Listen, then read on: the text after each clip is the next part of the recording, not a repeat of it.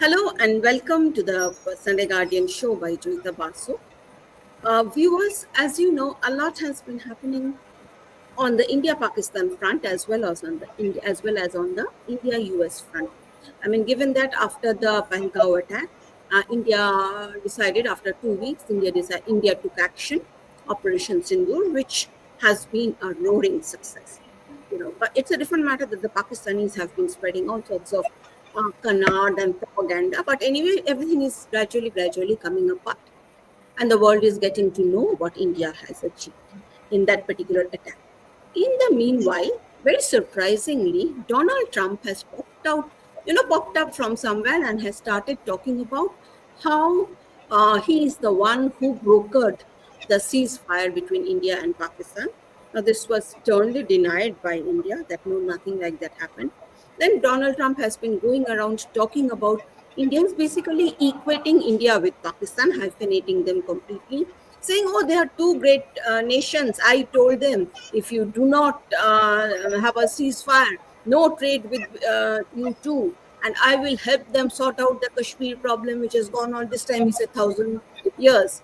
And the thing is, you see, India's Prime Minister Modi sent out a very strong message saying that if we have to talk to Pak, we are going to talk to about only two issues: about Pakistan occupied Kashmir, which should be returned to us, and about terrorism. And otherwise, there is no scope of talking to them. And now, suddenly, out of the blue, just before I started this recording, Trump has made a statement in Qatar where he has talked about. I have had a chat with Tim Cook. I've told him not to invest in India, not to build factories basically, and all that. They can take care of themselves. They're not even. We are not even among the 30 trade partner. Their trade partners or something like that. Basically, it's almost what we are talking about is that Trump is literally demolishing India-US relations. So, what is going on? To discuss all this and much more, I have a very special guest today, Professor Madhav Das Nalapat, who is not only the editorial director of the Sunday Guardian, but he's also UNESCO Peace Chair with the Manipal University. Welcome to the show, Professor Nalapat. Professor, you heard Yes, me, yes. whatever I said. Now I you hear. tell me, uh, what exactly is Mr. Trump up to? What are we supposed to make of this? Well, as you mentioned my UNESCO affiliation, I'm all for peace, but it can't be peace at any price. Peace at the cost of the people. Peace at the welfare of the people. Peace at the altar of the security of the country. It has to be a peace gained through strength, gained through determination. That is what Prime Minister Modi has been determined to do, and you saw that in Operation Sindoor. As far as President Trump is concerned, I'd like to say that he's tearing to shreds not the relationship with India that's going to last a long time, way outlast Trump, but frankly, Trump himself. He is basically tearing up all the remarks, all the statements, all the promises he made to the American voter when he got elected. And he's doing that within a short time of taking office on 20th of January. So, very frankly, Joyita, he's taking a wrecking ball not to India US relations, that will outlast him, but to his own record and his own platform. And I think that's going to have a terrible impact on his base because they will understand what's going on and they're not going to be happy about it one bit. So, when you're talking about taking a wrecking ball to all the promises he made, and when you're talking obviously about his base, so basically the MAGA base, how do you think? I mean, what are the things he promised, and how is he deviating? If you could clarify a little for our viewers. Look, it's the MAGA base definitely, but it's also independence. He would not have got elected if it were only the MAGA base he relied upon. Of course, MAGA is the core base, there's no question about it, but independence as well. And frankly, people are in a state of shock. He very correctly initially said that you must move technology away from China because China is weaponizing US technology. It's done so for several decades. It's trying to produce weaponry and other equipment designed to hurt America using, frankly, American technology. It is reverse engineering American technology. Frankly, hardly any reverse engineering. It's basically copy pasting US technology. So he promised that he will give security to the American people, especially from China. What has he done? The reverse. He's gone and frankly become very close to China. He's talking of giving all kinds of concession to China. And his statement on Apple is really outlandish because they are coming to India because of the new situation caused by this new Cold War. And you're telling them, no, remain in China. I mean, if Xi Jinping had written the script, he could not have written a better script from his own point of view than what Donald Trump is doing. Then, Yeah, yeah. secondly, Can I just, to be fair to him, I think he's basically talking about, shift your factories to the US. But the thing is that given the cost situation, I don't think that is viable for Apple.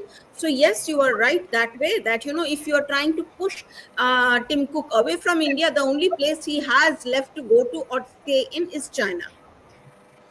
look, the reality of the situation is the US doesn't have the trained manpower unless it can import lakhs and lakhs of Indian techies, which again Trump is not going to like it very much.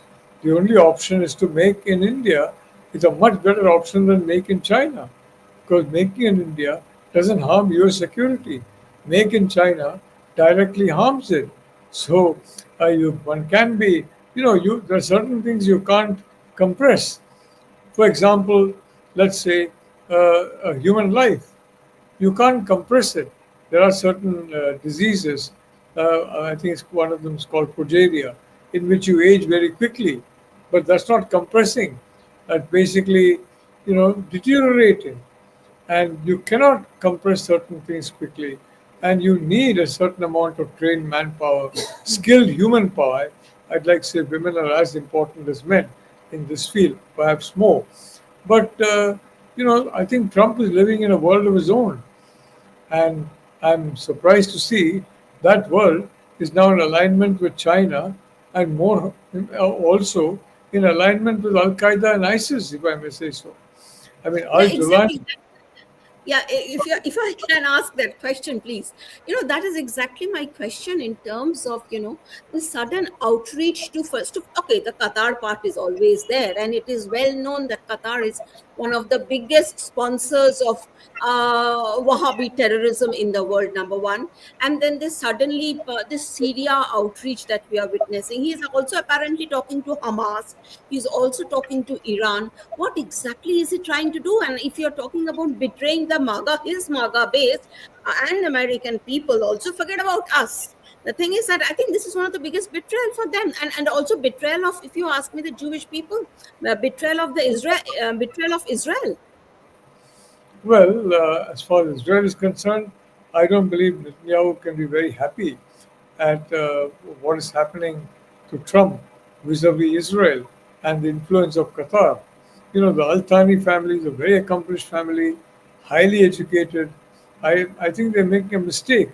They should go the where Mohammed bin Salman has gone and abolish Wahhabism for the simple reason that one day the same people you cultivate will turn against you. Now, you saw a nearby example, Sheikh Hasina. For about 5, 6 years, she cultivated the Islamists, thinking that will keep her safe. They grew and grew and grew and became strong enough and and finished her regime, and then she had to flee for her life. And several of her people did not escape with their lives. Now, Bashar Assad was a despotic dictator. He was a very corrupt man. There's no question about it. And he was facilitating terrorists, Hezbollah, Hamas, etc., on the instructions of Iran. He was completely at the mercy of Iran, and he listened to them. And then, of course, After a time, they turned against him. So, very honestly, I'd like to say, Joyita, anybody who cultivates, I would say this to Altani family, whom I deeply respect. I've been to Doha, I've seen the kind of modernity, I've seen the kind of cutting edge progress that they've been doing. It's a wonderful family, but frankly, they make a huge mistake because someday the monster that they feel they've tamed or at least kept away from their garden will turn on them. Now, you see, when we are talking about Qatar, I mean, don't you think for the US president to be gifted an aircraft and all, it sends out such wrong messages? The vibes are also wrong, and we are hearing that after there will be provision so that he can keep these gifts even later. And even if he, something is just terrible is going on. What exactly? I mean, you see, now what has happened is that we might as well be frank. There are rumors of he being compromised. You see, perhaps we are being unfair on him, but the thing is that, I mean, why would any a president of the US do something like this? It's unbelievable, in fact, for all of us, I would say. And we do look up to the US. And the thing is, you see, something like this happening in India, just imagine and what would have happened politically. It would have caused political earthquakes, and it would have paved the way for the leaders' loss. At the thumping, I mean, at the hustings, that person, would have lost. So tell me, how do you explain this? Joyita, I can't explain what Trump is doing now. I'm making an effort in this week's column in the Sunday Guardian, but I can't explain what he's doing. But the reality of the situation is, frankly, he is working against the American interest now, very actively. I think it's not going to be very long before an impeachment motion is brought against him for the various actions that he has committed. His family members investing, for example, Pakistan, investing in the sense a cyber company. I'm told they've been partners. Then I'm sure there's been very heavy presence Yeah, of this news just came out. yeah, This very news heavy. just came out that 60, I think, a major investment has happened by the Pakistanis in some company. Hmm. Exactly. So the point is very simple. I think it is not, at this rate, it won't be very long before impeachment is brought against him. And at this rate, I think you will have enough Republicans voting against him to get you know, a veto-proof majority. I think it's 60, if I'm not mistaken. And I think they will get it. They will cross it at the rate Trump is going. Trump is flirting in very dangerous waters. He's got a very able team around him, but I think they understand his temperament, so they're keeping quiet for time being. And I think I have an idea as to whom they want as the replacement. I'm not going to say it to on television, because then President Trump, is he's still president, will go after him. But I have someone who has from 2015 onwards essentially backed President Trump. So I would like to say, as a friend of the Trumpians, many I know many Trumpians. They're wonderful people. They remain wonderful people. They haven't gone in any other direction. I would request that the President of the United States reconsider what he's doing and hold back and understand what he's doing, because otherwise he's entering into a very slippery slope of impeachment. And this time around, it's not just the Democrats, it may be enough Republicans. And frankly, as I said, they have perfectly good options available according to them. And I think they may just exercise that particular uh, uh, right that they have. So I do believe, frankly, Trump is entering very dangerous waters. It's not just a question of whether the Democrats or enough Republicans support their party. They have to. They want to. This is a time when you have to stand up for your own country. As someone said to, when I think somebody was got up to speak in the House of Commons when there was this war on with Hitler, speak for England. So I am saying they'll have to speak for the United States. And they speak for the United States. And the way Trump is going, I think I know the outcome of that.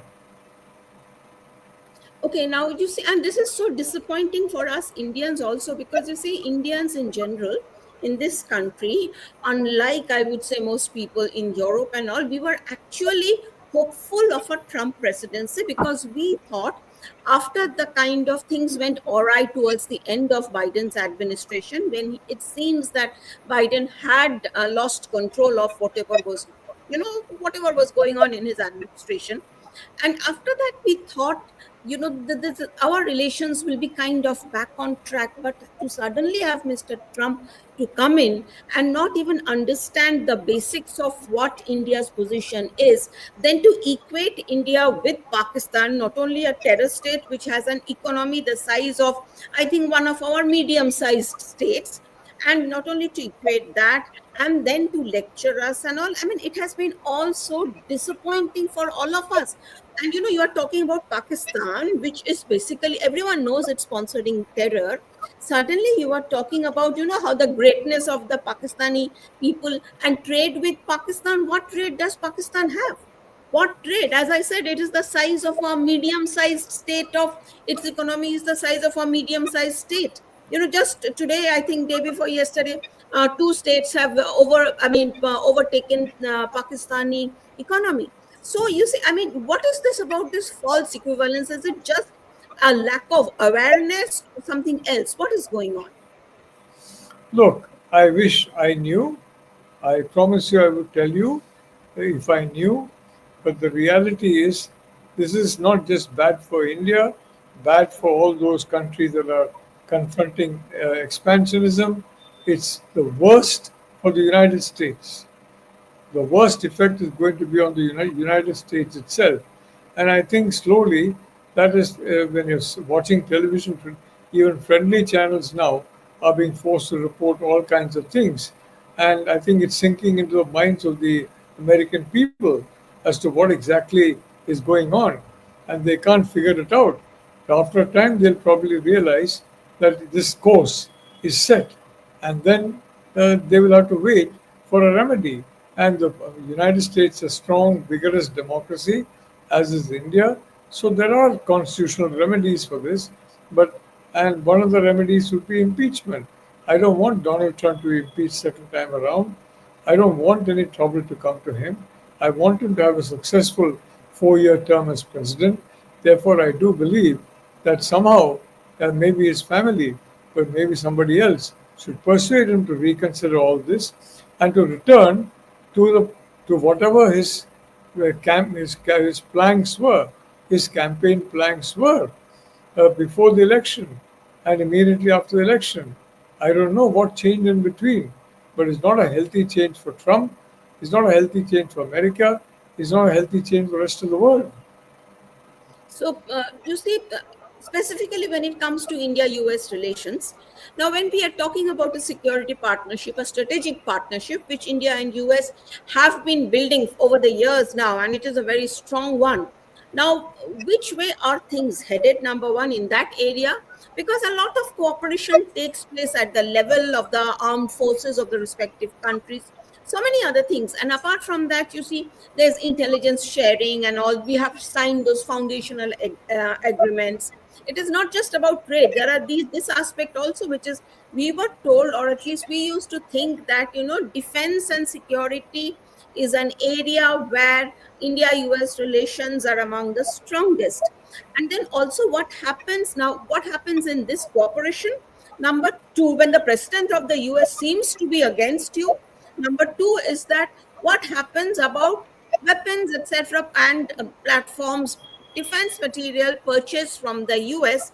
Because the minute the US president starts linking it to, we are going to stop the sale if you do not fall in line. So obviously we have to think in terms of diversifying even more, and not look at the US as a security partner.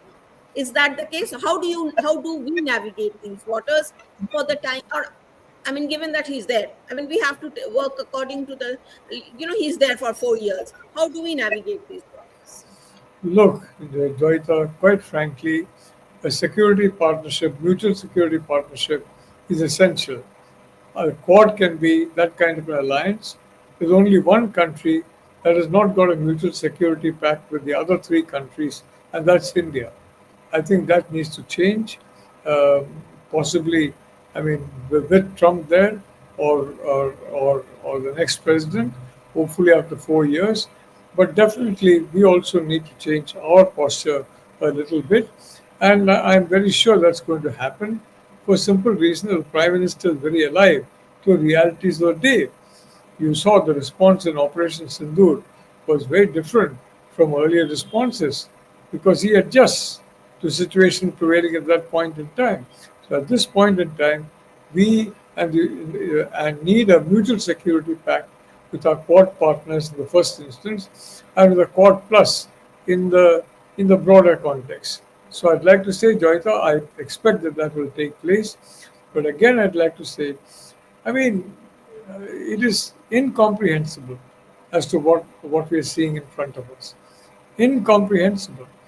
And I wouldn't call it tragic or anything because these are adjectives suited for drama and for cinema. This is no cinema. This is no drama.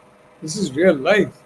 This is real life affecting hundreds of thousands of billions of people. So I would only like to say, Joyita, that I just hope that the of the United States gets a hold of himself before it's too late for him, because certainly action will be taken before it's too late for the United States. So the thing is that, what does India do in the short term? And also in terms of Quad, as you talked about, if you have noticed, another, what is the future of the Quad in such a situation?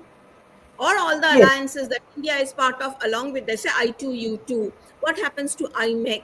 And all these things are there. I mean, India is central to these. Okay, even when Trump is crafting a Middle Eastern or West Asian, whatever we call it, policy, India is central to that as well, because given India's relationship with the Gulf countries and all, except for, I mean, okay, even Qatar for that matter. But the thing is that India is so, and given that in the Gulf, the presence of at least 33% of this region's population is Indian. So you see, India is intrinsic to that part. So if he thinks that, by being friendly with Pakistan, he can cut out India, I mean, I think God knows what he is doing. Either he doesn't know what the reality on the ground is. So what should India do in the short term? look. As far as India is concerned, even in Qatar, we have a good relationship with Qatar. We have a good relationship with the Al Thanis, and that will continue. But as far as the US is concerned, as of now, all these are continuing. If the president tries to block any of that, it's to the mutual disadvantage. A mutual security pact is to mutual advantage. If anything is affecting that, it will affect the credibility of the United States, it will affect their security, it will affect everybody else's security. So I hope that does not happen, that that point is not reached. But I mean, in a situation where, frankly, he's reading from a script that Xi Jinping would love to hear regarding, for example, Apple, Tim Cook investing in India. I, I, I mean, I hesitate to forecast what he will do next. And anyway, he's got a very competent team around him. Some of us, we are very heartened by the quality of the people he chose. They were exceptionally good people. And I think they are keeping a very low profile, very correctly so, because they understand their commander in chief. But I just want to say that we also should basically wait out this kind of bad time and and have a little bit of patience, because these are long-term relationships. These are long-term security interests. These are long-term economic interests, long-term technological interests. I doubt that any company is going to relocate to I mean, either back to China or to the United States until the United States has enough trained manpower, which President Trump cannot conjure up with a wave of a wand. There's no magic wand. It takes time. India has done this over decades. The US will also have worked over decades. Its manufacturing was hollowed out by China. Candidate Trump pointed that out. His technology was stolen completely, and President candidate Trump pointed all that out. I think President Trump needs to look at what candidate Trump was saying and understand what it is he promised the American electorate when they gave him this term in office. So, your suggestion is that India should wait and watch without. But the thing is, you see, we also have to. The thing is that this Operation Sindoor that took place and the kind of action we took against Pakistan and all. Do you think Mr. Trump will try to meddle even more in India-Pakistan relations or no? Look, I am fully confident that Prime Minister will not will do what is needed in India's interest and will not do anything that is hostile to India's interest. As far as President Trump is concerned, well, I have really no idea what he is thinking about or what are the menu of options that he is considering and who has given it to him. I have no idea about any of that. I mean, but I only want to say, Joyita, I am fully convinced that our leadership is capable of handling the situation. We're into very, very choppy seas, and I think our leadership is capable of handling that situation. But frankly, this is something totally unexpected. I would never expected such a what the Americans call curveball to come from the U.S. president. Curveball, it's like boomerang, comes and hits you, comes back to hit you.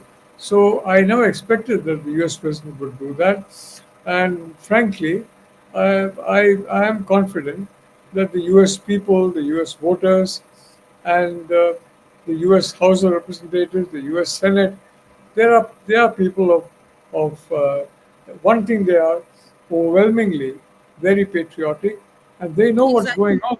They're seeing what's going on. So, I mean, for the sake of President Trump, who I've admired from 2015, I do hope he goes back to the record of candidate Trump and his early record in office after January 20 and what has happened over the last, I would say, 5 or 6 weeks and go back to what he was.